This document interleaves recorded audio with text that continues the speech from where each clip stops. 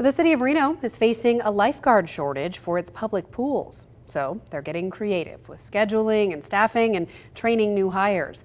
And we sent our reporter Jaden Urban to see what the training for this job entails.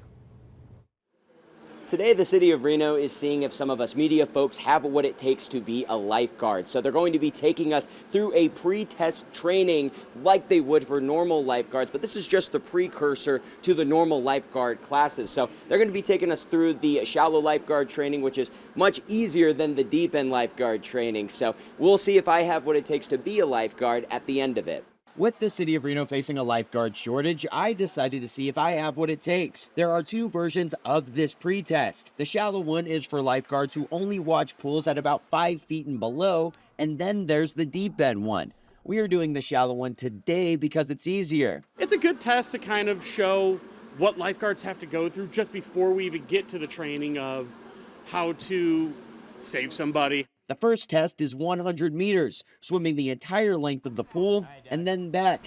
Wish me luck.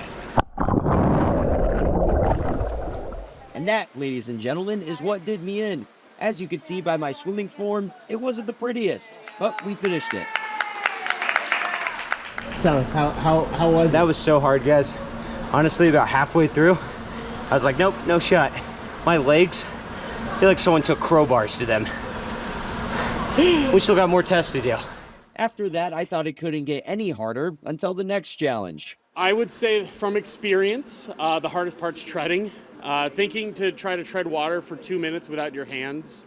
It's a lot of just hip work and leg work. It is exhausting. 5, 4. Yep, he wasn't lying, and they only had us do it for a minute. At this point, my legs felt like they were going to give out, and we still had one more challenge. We contemplated if we should call it quits, but the show must go on. The last challenge had us swim out, dive under the water, grab a brick, and then take it back to the end of the pool. They decided to make the challenge easier on us, but we still got to the finish line.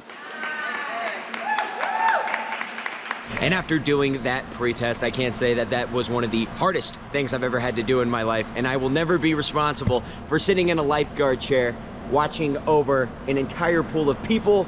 That is why I am a news reporter and I have nothing but respect for lifeguards. Covering the story, Jaden Urban, 2 News Nevada.